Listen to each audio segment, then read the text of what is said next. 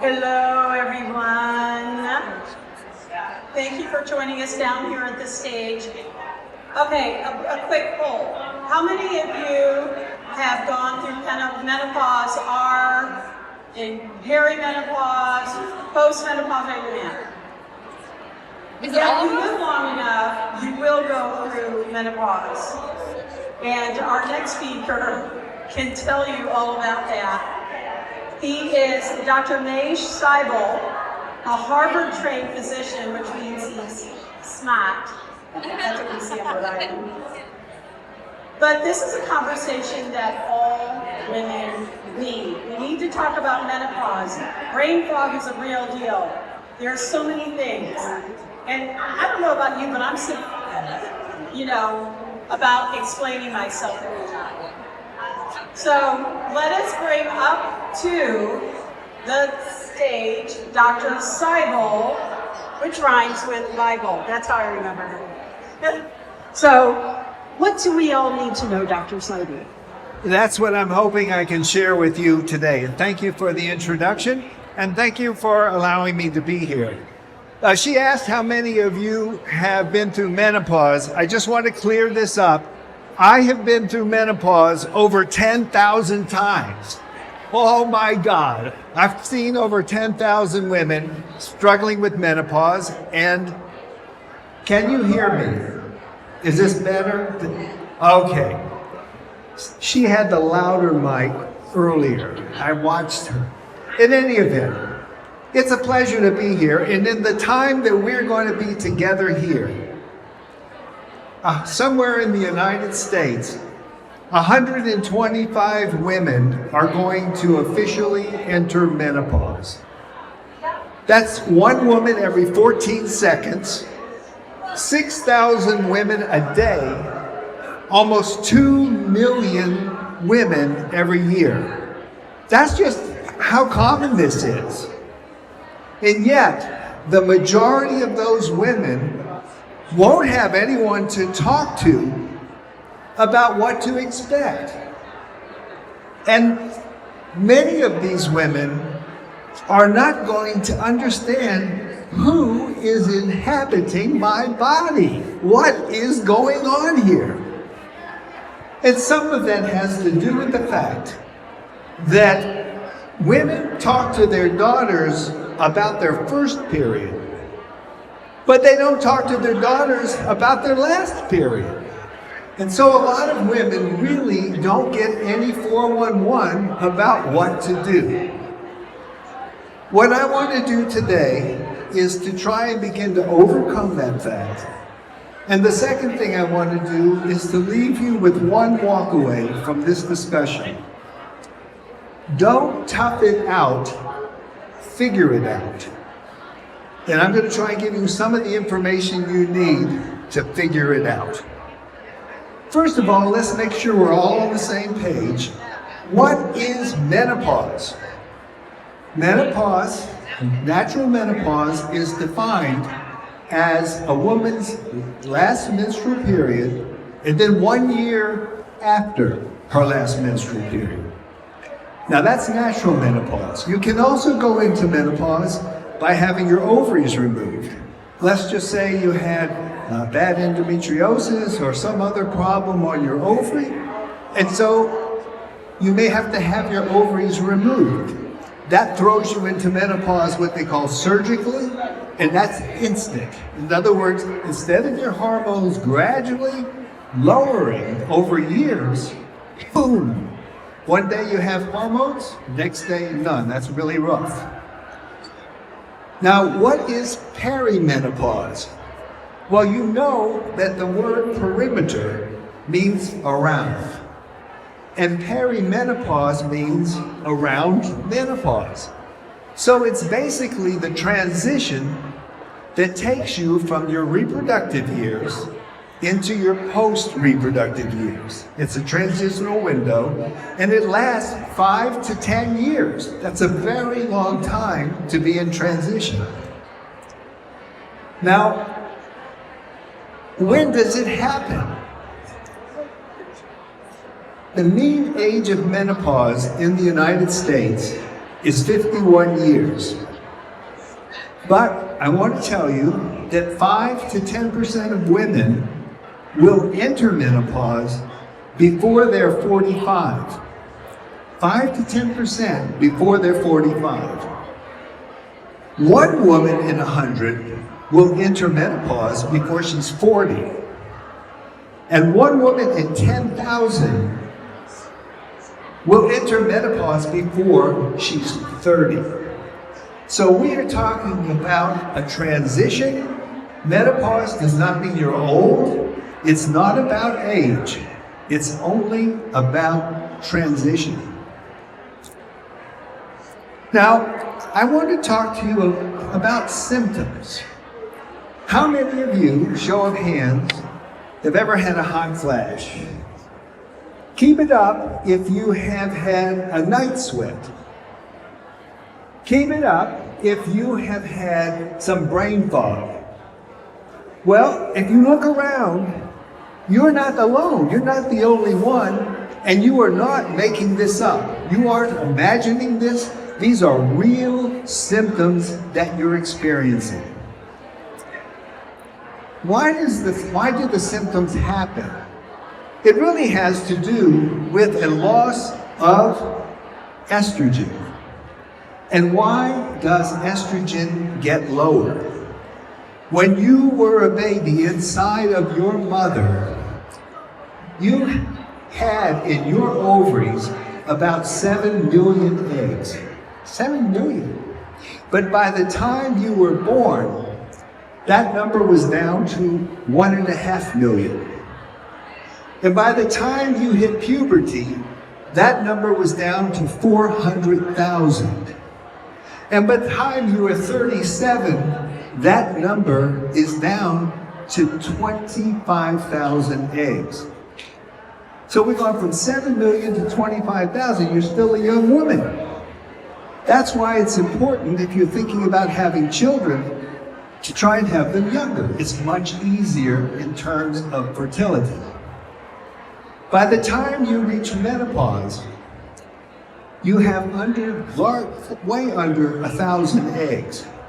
Now the estrogen in your body, 75% of that comes from your ovaries.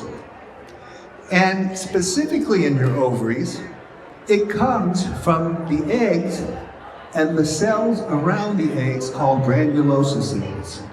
Those cells create the estrogen. And if you have exponentially fewer eggs, then you're going to have exponentially lower amounts of estrogen. And what you find happening is that the estrogen, as it comes down, results in the symptoms. And if you look at it and you graph it out, you don't have any symptoms when you're younger. You don't have any symptoms through your reproductive years. But as estrogen declines in perimenopause, the symptoms go up. And that is what women experience. A lot of women think they're in menopause when they're in perimenopause, because the symptoms pick up and they can be so intense they actually can be worse in perimenopause than in menopause. That time window is between 5 and 10 years. That's a long time. Now, what are the symptoms? Well, we know that hot flashes, we talked about that. We know that there can be brain fog, we talked about that. But there's a whole host of other symptoms. Anybody have trouble sleeping? Anybody have a sensitive bladder? Women tell me all the time, I know where every bathroom is between my home and my work, or between my home and my kid's school, or between my home and the shopping mall. And when you get to the shopping mall, they will say, I know where every bathroom is. I bet some of you know where every bathroom is in this entire area. That's a big symptom. Another one that's very important that doesn't get talked about is vaginal dryness. As a result of the loss of estrogen, the vagina is not getting enough estrogen. That tends to cause dryness. That creates issues in intimacy so that there's friction and pain. One woman told me, it feels like the Sahara Desert down there. And it's a terrible thing. I know I've been to many parties in the evening, and women will come by and they find out what I'm doing. They want to know what to do for the vaginal dryness. I don't know these women from anybody, but they have such a burning issue, literally and figuratively. They need to know. And so the good thing is that's highly treatable. It is reversible, it is fixable, and nobody should have to deal with that as an issue. As a matter of fact, as an older woman, one of the things not treating that will do is cause you to be more susceptible to bladder infections. And as an older woman, for instance, in a nursing home or someplace, a lot of women actually die from a systemic disease. They get infections in the bladder, and they end up getting septic, and they die from sepsis. And instead of being like younger women who get pain back here and that kind of thing, they just kind of get fuzzy, they get a little mental, and something is definitely wrong with mama. And I can tell you, this is correct. This needs to be fixed ahead of time with just a little bit of treatment in the vaginal area can correct it. Now there are the mental health things like anxiety, like depression. These are very big. There's also other things that happen. A lot of bone loss can happen. As a matter of fact, when you hit menopause, every year you are losing 1 to 5% of your entire bone mass every year. So for many women, at that point in time, they are actually having up to 20% bone loss in the 5 years or so after menopause. And you may not realize this, but you are just as likely to die from a complication of osteoporosis, like breaking your hip, if you're a healthy 50-year-old woman, as you are to die of breast cancer. Now, you're all getting your mammograms, I bet, or most of you are, but are you getting a bone density? Because that'll kill you just as bad. And it's preventable, totally preventable. So, these are the symptoms. You may also notice arthritis. A lot of women will talk about they get pains in their hands. Estrogen is anti-inflammatory. And if you don't go on estrogen, you may find that you start having pains in your fingers, in your shoulders, in your knees, hips. These are common symptoms of menopause that you should be aware of. Why does it matter? Why should we treat this? I've heard people say, menopause is natural. Why should I treat it? It's a normal thing. It happens to everybody. I don't have to treat that. I couldn't disagree more. First of all, if you think historically, in the year 1900, which is only about a century and a quarter ago, the mean age of a lifespan for women was 48 years. So most women died before they went into menopause. They just didn't deal with it because it never happened. But today, you are going to live on average about 82 years. Many of you will live to be 100. And I will tell you this, you're going to spend 1/3 of your life in menopause. And if you start treating the symptoms soon, you can prevent the consequences of treating it over the latter third of your life. This is incredibly important for you to do. That's why I said figure it out, don't tough it out. It's not just about comfort, it's also about care. Now, the other reason that you should be treating it is because it affects 3 very important parts of your life. 1, personally, you're going to have better feelings of self-esteem. You're going to have better quality of life, and most areas of your existence are going to feel better if you're treating these symptoms. The second reason, it's going to improve the quality of your work. One of the biggest issues that people fail to recognize is women in perimenopause and menopause are 1/4 of the entire workforce. 1/4. 10% of those women drop out.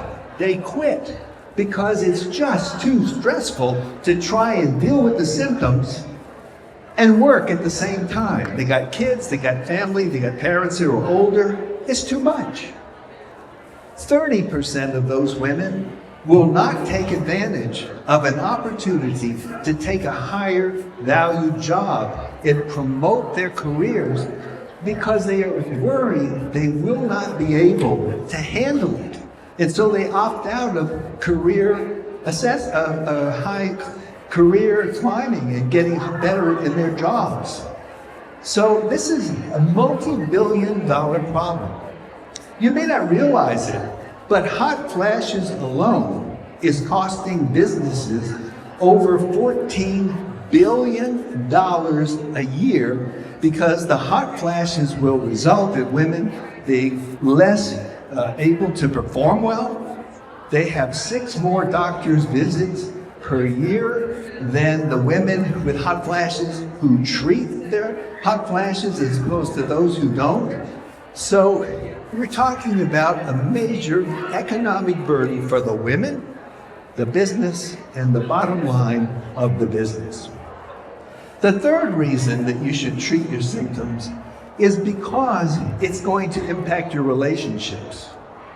If you're feeling really irritable, if you're feeling really tired all the time, if your mojo is a no-go, if you're having pain with sex, if you're feeling just not that great, that ain't the perfect setup for a warm and wonderful relationship. And this acts out in many ways, sometimes in the bedroom.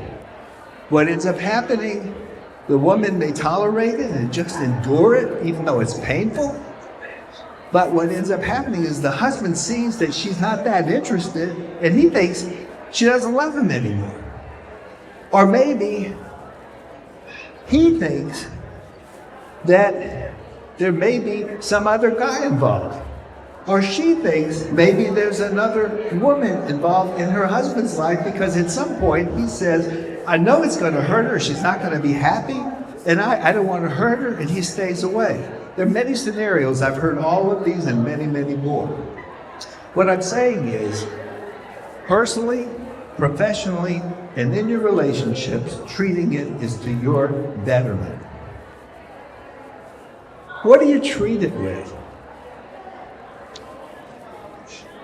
First of all, I want to mention there are 2 kinds of symptoms as I describe them. Number 1, there are silent symptoms. Those are the ones you don't know you have. It's like osteoporosis, loss of bone, or heart disease. You don't know you have atherosclerosis happening until you have a heart attack or you have a broken hip. These are silent. The second thing is, they're noisy ones. Hot flashes, sensitive bladder, all of these things are things that you're darn sure know you've got those. So, when you pick a treatment, you have to be sure that you are treating the noisy symptoms and the silent symptoms. Let me give you an example. Estrogen is by far the most common hormone or treatment for menopause. It's very effective. It was the #1 medicine used to treat menopause until 2002 when the Women's Health Initiative came out, the so-called WHI study. Millions of women threw their hormones away, and a generation of women didn't take it because they thought incorrectly that estrogen increased the risk of breast cancer, heart disease, and a lot of other stuff. But that ain't so. 20 years after the WHI concluded, 20 years, which was just about half a dozen years ago, they had a study And they reanalyzed the same patients, but now they understood why the design of the study was so poor. I don't have time to explain it to you, but I can explain this away very quickly. And what they found was the women who took hormones were no more likely to have breast cancer, no more likely to have any cancer, no more likely to die of anything. And the women who took hormones, any amount of hormones, lived on average 2 years longer than the women who got the placebo. Talk about getting it wrong. It's screwing a generation of women out of treatment. Now what happened is there's a lot of other treatments besides estrogen. First of all, there's some brand new kids on the block just in the last couple years. These so-called NK1 and NK1 and 2 receptor antagonists. If you've seen the commercials on television, you may have seen one for Veoza. That's a hot flash, that's a not flash. Basically, it's a pill that affects the part of the brain that is responsible for being the thermostat for hot flashes. As a result of that thermostat breaking, because estrogen is low, hot flashes happen. The medicine there, Veoza, corrects that problem with the thermostat, and it's been FDA approved for moderate to severe hot flashes. Now, in the last year, May of last year, another one called Lynkuet, Lynkuet, is a similar medicine, but it's an NK1, NK3 receptor antagonist. It affects not only the hot flash part, but also sleep. And they're actually investigating that as a new sleep aid. And we'll see how that turns out, but it's very promising. So, once a day pills that can be taken if you don't want to take estrogen. There's also other medications that have been taken. There's the SSRI antidepressants and the SNRI antidepressants, Prozac and all of the other ones. Those can work for some women. One of them has been FDA approved. It's paroxetine, 7.5 milligrams, too low to cure depression, which is what the medicine was actually developed for. But it does help hot flashes and sleep somewhat. So that's one you could try. There are also ones like gabapentin, which is actually an anti-seizure medication, which if you have all these other choices, you don't have to choose that, but it's an available option for you, and a whole host of other medications that you can try. There are also vaginal treatments. There's local estrogen, and there is, it is expensive, but it is very effective. Now, the thing is, some people think, well, I can't take estrogen, I have breast cancer or something like that. But studies show that even if you have breast cancer, even estrogen receptor positive breast cancer, there is no increase of recurrence or death by taking vaginal estrogen. So you can take that if other things don't work. There's also something called a DHEA. It's another prescription medication. It's called Intrarosa or Prasterone, that's its other name. That's also available, and there are a number of over-the-counter products. The point is, don't suffer. Do not tough it out. Figure this out. Now, there's also lifestyle things that are important no matter what you treat with. It's very important to lower stress, have better sleep, eat healthy. A Mediterranean diet is really good, and avoid sugary sweets and drinks.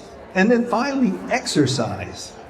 Moderate exercise can actually lower hot flashes. It can lower the risk of depression, treat mild depression as good as antidepressants. It can lower your risk of breast cancer recurrence. Exercise is good for you. So there's also other kinds of alternative approaches. Tai Chi, yoga, meditation. And there's some really excellent studies using cognitive behavioral therapy that are actually covered by your insurance. They can be used for smoking cessation, they can be used for sleep, they can be used for depression, they can be used for hot flashes. I've actually been asked to participate in a national study using this for hot flashes, cognitive CBT, cognitive behavioral therapy. So the thing that I wanted to get back to about treating the noisy and the silent symptoms is that you have to take care of the sum of you and not just some of you. If you take estrogen, there's estrogen receptors in your brain, in your mouth, in your eyes, in your breasts, on your skin, in your heart, in your lungs, in your intestines, in your vagina, in your uterus, in your bones, everywhere. So taking estrogen is going to address all of your symptoms. If you don't take estrogen or can't take estrogen, that's okay. There's a lot of other options. But if you only treat with the other ones, remember the silent symptoms are still happening. And you have to treat the sum of you and not just some of you. So, again, don't tough it out, figure it out. And I'm going to pause here now and ask you if there's any questions. And I want to say that I have some books that are here that I've written that may be of interest. If you want, we have one on estrogen, one called Eat to Defeat Menopause, a cookbook, and one on menopause in the workplace that has been used by a lot of businesses. I also have a sign up if you want to talk about menopause executive coaching, because the workplace is such a big deal. I do work with women by Zoom that allows them to get a plan that helps them to work with their healthcare provider so that they're able to get a plan that can help them in all the areas of their life. There's a free handout there as well that will cover a lot of the points, and you're welcome to take one afterwards. So let me stop here and ask if there are any questions. Yes, please. I started hormone replacement late in life. And I was on like 7 months. One time? 7 months I was at school, fine. And then all of a sudden I started developing these little real itchy spots on my back. And I started with these little brown things on my neck. So my GYN said, definitely the estrogen. My derm says, definitely not. What's your opinion? So she was taking estrogen for about 7 to 9 months or something like that, and she started developing some spots on her body. I didn't see the spots, so I don't know for certain, but you don't have to show me now. But the point that I'm going to say is, it's not uncommon for people to have some mild side effects. I mean, you know what the commonest reason that people don't take estrogen is? They don't fill the prescription. I can't tell you how many people, there's millions of women that get prescribed estrogen, never fill the prescription. The other thing is that it's not uncommon as your body gets used to it in the first couple of months to have some breakthrough bleeding and abnormal bleeding. These kinds of symptoms like you're talking about could be just something peculiar to you personally. It's not something that I've seen specifically related to estrogen, but you might try a different form of estrogen or a different brand of estrogen that could work. But it's like all medicines, there are some also what's called idiosyncratic reactions, and sometimes people have their own body's peculiar behavior to a certain medicine. So I can't help you specifically here, but I wouldn't give up on it quite so quickly. Other questions? Thanks, Mitch. I just wanted to point out that you discussed that vaginal estrogen was expensive, but there are ways to secure it inexpensively. And Mark Cuban's Cost Plus Drugs is a very good source for vaginal estrogen cream. It's $13.21 per tube for the same product that you would get at your regular pharmacy or grocery store, where, for example, with my mother's Medicare Part D plan, it's $125. So we really need to be thinking about the sources for where we're buying our prescriptions. It's a buyer beware, buyer protection, shop around sort of situation. You cannot assume insurance is going to be your friend in this scenario.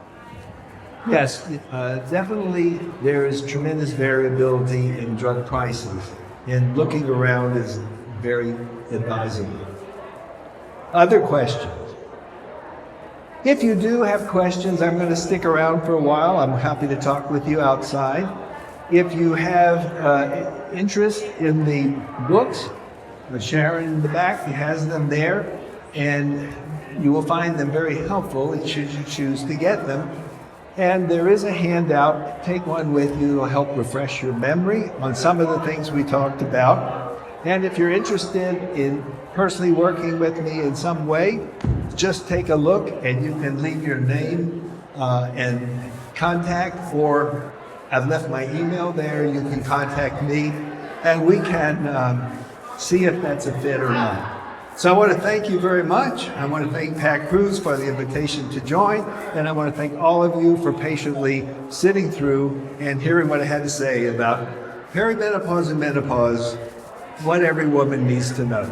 Thank you very much.